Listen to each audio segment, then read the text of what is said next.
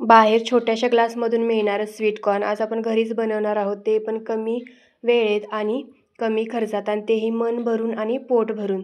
त्यासाठी मी इथं एक मोठा बाऊल भरून स्वीटकॉर्न घेतलेले आहेत. इथं मी फ्रेश स्वीटकॉर्न घेतलेले आहेत. आता पाणी गरम करायचं आणि त्याच्यामध्ये थोडंसं मीठ टाकायचं. मीठ टाकल्यानंतर त्याच्यामध्ये आपल्याला हे स्वीटकॉर्न घालून घ्यायचे आहेत आणि त्याला आपण थोडं मिक्स करून घ्यायचं आणि आपल्याला वाफवून घ्यायचे आहेत, ते म्हणजे शिजवून घ्यायचे आहेत ते मस्त असे. एका उकळीतच ते स्वीटकॉर्न शिजतात मस्त असे. तर झाकण लावायचं आणि 5 मिनिट आपल्याला ते वाफवून घ्यायचे आहेत.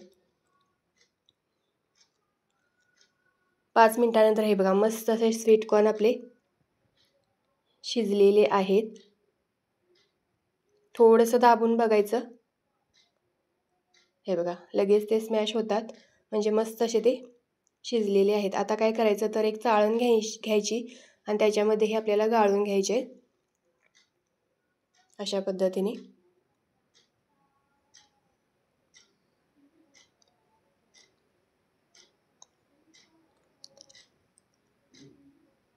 आता हे गाळून घेतलेले स्वीटकॉर्न आहे ते एका बाउलमध्ये आपण काढून घेऊया. गरम गरम खायलाच हे स्वीटकॉर्न छान लागतात. आता हे बाउलमध्ये एका काढून घेऊया.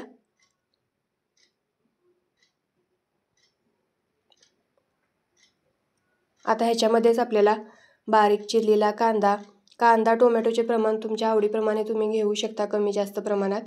इथं मी एक मोठा कांदा बारीक चिरून घेतलेला आहे. त्याचबरोबर एक टोमॅटो बारीक चिरून घालायचा. त्याचबरोबर बारीक चिरलेली कोथिंबीर भरपूर घालायची, म्हणजे दिसायला ते खूप छान दिसतं. चवीनुसार आपल्याला इथं लाल मिरची पावडर घालायची आहे आणि चवीनुसार थोडंसं मीठ. आधी आपण थोडंसं मीठ टाकलेलं आहे, त्यामुळे चव घेऊन नंतर तुम्ही मीठ टाकलं तरी चालेल. आणि इथं मी बारीक शेव टाकलेली आहे. हे ऑप्शनल आहे, तुम्ही टाकली तरी चालेल, नाही टाकली तरी चालेल, पण शेवने खूप छान चव येते त्या स्वीटकॉर्नला, म्हणून मी तर घातलेली आहे. त्याचबरोबर अर्धा लिंबू आपल्याला ह्याच्यामध्ये पिळून घ्यायचं आहे. बाकी काही साहित्याला जास्त लागत नाही, खूप कमी साहित्यात हे तयार होतं. पण बाहेर आपण जर फिरायला गेलो आणि तिथं आपण जर हे स्वीटकॉर्न घेतलं तर एकदम छोट्याशा वाटेत आपल्याला हे 20 ते 30 रुपयात मिळतं.